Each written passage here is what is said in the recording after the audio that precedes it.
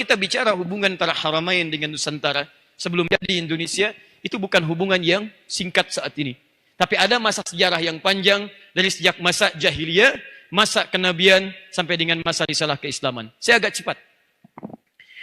Singkatnya, Islam mulai disampaikan, risalah mulai turun, ayat-ayat mulai disampaikan. Tapi yang paling menarik, setelah 5 tahun dalam proses dakwah, dimulai teman-teman sekalian, 610 Masehi, Nabi menerima wahyu, usia 40 tahun. Mempersiapkan diri, dakwah secara sembunyi-sembunyi, kemudian diberikan bimbingan oleh Allah selama 5 tahun, 615 Masehi. Di sini kita mulai materinya. Tahun 615 Masehi, kemudian diperintahkanlah oleh Allah dengan turunnya Quran, surah Al-Mudaththir, surah ke-74, dengan asbabun nuzulnya Anda temukan nanti di hadis riwayat Al-Bukhari, nomor hadis yang keempat sampai yang kelima, riwayat sahabat Jabir bin Abdullah radhiyallahu ta'ala anhu. Secara singkat, Nabi kemudian menyampaikan dakwah secara terang-terangan, mendapatkan respon yang tidak dibayangkan sebelumnya. Ada yang kemudian mencela, tidak sedikit yang meragukan, bahkan ada yang sampai menyakiti secara fisik. Singkatnya, Nabi meminta di antara para sahabat untuk sebagian berhijrah, mendapatkan tempat yang baik untuk menyelaraskan dan melanjutkan ajaran nilai keislaman. Maka 615 Hijriah ditandai dengan gelombang pertama hijrah, sahabat Nabi dipimpin oleh Ja'far bin Abdul Muttalib radhiyallahu ta'ala anhu ke satu negeri disebut dengan Habasyah. Sekarang dikenal dengan Ethiopia. Fokus. Ini jarang disebutkan dalam sejarah dan ada beberapa bagian yang harus kita perdalam kembali. Hijrah sebagian ke Habasyah, tapi ada yang tidak tercatat dalam sejarah. Dalam ekspedisi hijrah itu, tiba-tiba setelah sampai di sana, diterima oleh Raja Najasyi, dan kemudian di akhir fatrah masuk Islam, yang paling menarik adalah ekspedisi diadakan pada saat itu, dari Ethiopia, dari Habasyah ke arah negeri Cina. Ikutlah sebagian dari rombongan sahabat pada ekspedisi itu, singgahlah kemudian di kota Baros tadi, dan menyebarkanlah risalah Islam di daerah Baros sampai menyebar ke wilayah Nusantara. Dari situlah kemudian dimulai penyebaran agama Islam sampai ke wilayah dari mulai Sumateranya sampai dengan ke ujung Papuanya.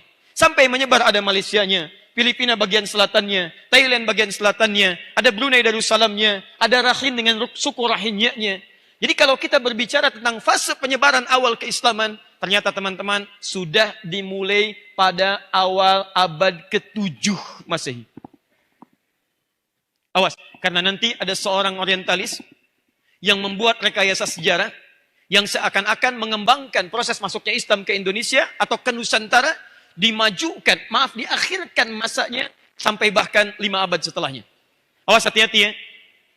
Sebelum saya teruskan, saya ingin sampaikan pesan penting dulu. Teman-teman sekalian, tanpa disadari, setelah terjadi perjanjian Tordesillas tahun 1492, ada pekerjaan orientalis yang paling besar yang mereka kerjakan untuk menghambat kemajuan umat Islam kembali. Di antaranya, mereka menanamkan racun-racun, bahkan pada informasi, supaya tidak diketahui dengan benar oleh umat Islam di muka bumi ini. Saya beri contoh sederhana. Fokus ini. Tahu uang 1000? Tahu. Gambarnya apa di situ? Kapiten Patimura. Saya cek lagi. Tahu uang 500? Dulu? Yang selembaran? Gambarnya apa di situ? Jangan lihat ke sini. Lihat ke atas. Baik, dalam uang 1000 ada tulisan, ada gambar Kapten Patimura. Siapa nama aslinya? Thomas Matelusi. Pertanyaan saya, kalau yang jawab bukan mahasiswa UPI, saya maklumi. Tapi kalau yang jawab mahasiswa UPI Thomas Matelusi, saya pulang. Teman-teman, siapa yang menyampaikan pada Anda kalau Kapten Patimura itu nama aslinya Thomas Matelusi? Nama aslinya itu bukan Thomas, tapi Ahmad. Ahmad Lusi. Seorang kiai, punya pesantren, seorang yang terdepan membela negara, sampai dikatakan sebagai pejuang dan mendapatkan gelar pahlawan nasional. Coba, saya ingin tanyakan pada Anda, dari mana bisa berubah dari Thomas jadi Ahmad, Anda bayangkan. Kalau saya katakan Thomas, sekarang apa yang terbayang di benak kita? Oh, jangan jauh-jauh dulu. Banyak ya, Thomas itu ada kereta-keretaan, ada mobil-mobilan, kan? Ada piala badminton, Thomas, dan sebagainya.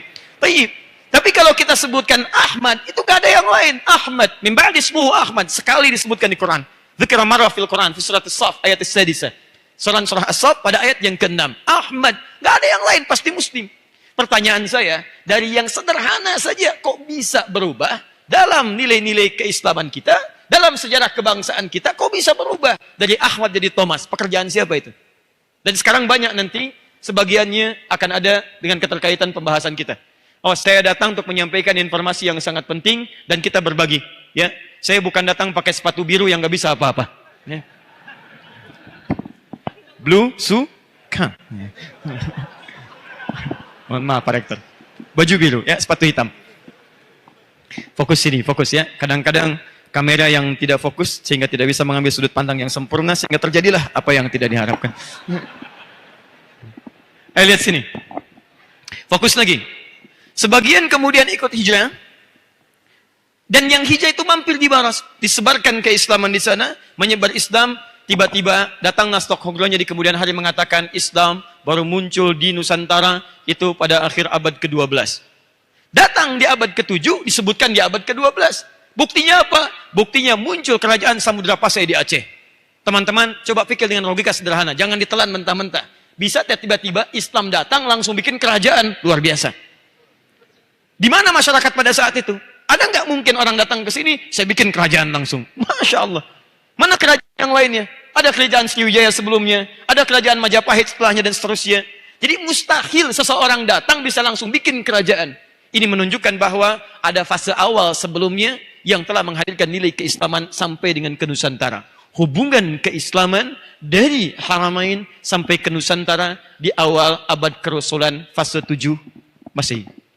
Paham sampai sini? Lihat baik-baik, saya teruskan. Berlanjut kemudian disampaikan risalah Rasulullah SAW meninggal dunia, wafat beliau, ajaran Islam disebarkan oleh para sahabat, menyebar kemudian Ibnu Abbas radhiyallahu taala anhuma menetap di Mekah, Ubay bin Ka'ab radhiyallahu taala anhu beliau mengajar di Madinah, Muaz bin Jabal radhiyallahu taala anhu beliau kemudian mengajar di Yaman, sebagian sahabat menyebar, Ali bin Abi Thalib radhiyallahu taala anhu mengajar di Kufah dan seterusnya. Singkatnya mulai berkembang, fatrah mulai berkembang, masa mulai berganti. Secara singkat, datanglah kemudian masa keemasan menghadirkan ulama-ulama Nusantara bisa belajar sampai dengan ke Timur Tengah.